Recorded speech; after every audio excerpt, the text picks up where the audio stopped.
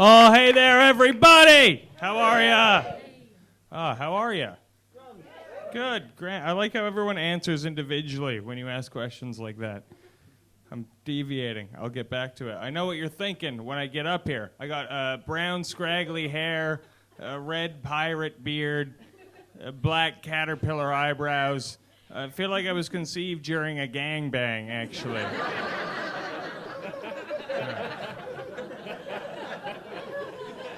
I'm glad you guys like that one, because my mom does not. But all my dads find it hilarious. I just moved here from Vancouver, British Columbia, Canada, for all of you geography majors. It's a city so far left-leaning, you have to be a vegetarian just to live there. You think I'm joking, but it's written into my lease. That's the rules of the city. Vegetarian to live there. After 5 years, you got to go vegan, and then after 10, you just turn into a tree against your own will. It's weird. I was never a very good vegetarian, though. Like, I always ate eggs, and in my head, I'm like, the same way a fetus isn't a human, an egg isn't a chicken. What I'm really trying to get across here, guys, I really want to eat a fetus. Ladies, maybe we could grab drinks after the show. Talk about dinner 3 months from now.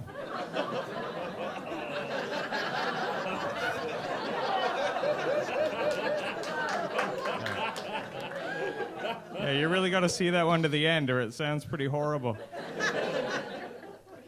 I recently got invited back to my 10-year high school reunion, which is why I fled the country. I mean, fuck, who wants that letter? It's horrible.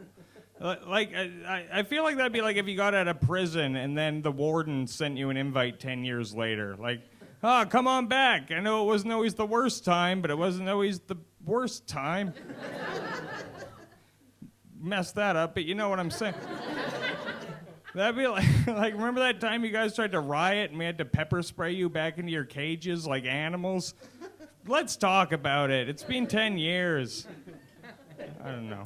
Like, I don't know if you caught it. My last name is Ducharme, which that's how high school went for me. Yeah, it's douche right up front. That's what kids called me. There was no rhyme, no cleverness, just mean, just douche. I always wanted a kid with a worse last name to transfer so we could put it on him instead. Like, hey guys, you hear Stevie Faggotson just transferred to the high school? Isn't that hilarious? Let's make fun of him instead, please. No, instead all I had was a little Asian kid named Harry Shin, and every time I tried to make fun of him, I looked like a racist. And it was always the same punchline. They're like, look at his shin. Not that hairy.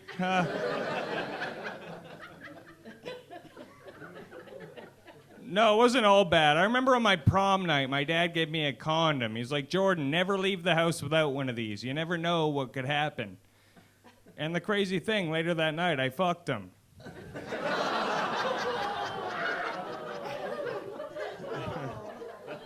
Yeah, I didn't even use the condom. It was the craziest night. All right. I'm a big pro wrestling fan. This is what we look like. I love pro wrestling more than the Macho Man loved cocaine, which, if you ever saw the Macho Man, was a lot. Yeah, you're shaking. Yeah, you're like, of course. The fact that he made it to 50 is crazy to wrestling fans. Let me compose myself while that lady laughs to herself. I'm a fan of the classics. I still think Hulk Hogan is my favorite. Not so much for the in-ring work, more for the home movies. If you don't know what I'm talking about, Hulk Hogan had a recent sex tape which was horrible because it was recent. Yeah, if it was the 80s, that's a sex tape we'd all still be talking about. Remember when He-Man just ripped his shirt off and fucked 8 supermodels? Instead, we got crippled, racist, back surgery Hulk Hogan. arguably the worst version of the Hulkster. And the tape, it was so horrible. He said all these things about black people. I don't know what was worse, all the things he said about black people or the fact that he kept calling the woman he was fucking brother.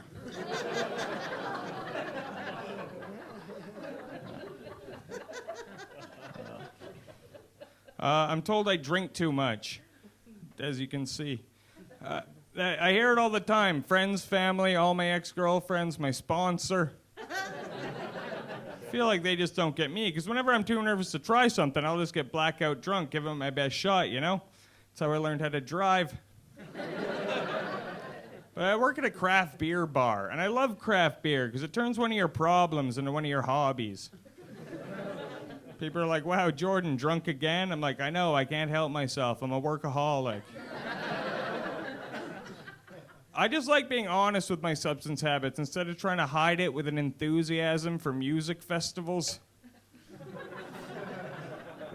Like, how many music festivals can you go to in a year before it's just a drug problem? It's like we do it at home and our parents ask, when are you gonna leave? But when we all do it in a field listening to the Red Hot Chili Peppers, it's a life-changing experience. And that's what they say, like the lives are changing positively. The only way you can have a real life-changing experience at a music festival is if you suck at drugs and die doing them. And show up for work on Monday. Hey, where's Jared? Oh, he had this real life-changing experience at Glastonbury. Or whatever is a funnier music festival name. I've been working on that one. I got one more for you. I went to New York recently, and we visited a 9/11 museum, which is weird. I don't know why you need the museum. I thought you were supposed to never forget to begin with.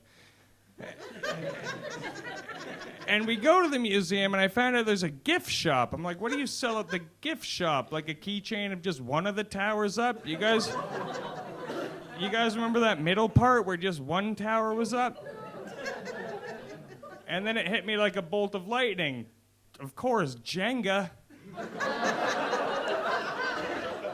Of course, you set up 2 towers, start pulling bricks. Let's see which one falls first. I've been Jordan Ducharme. Thanks for listening.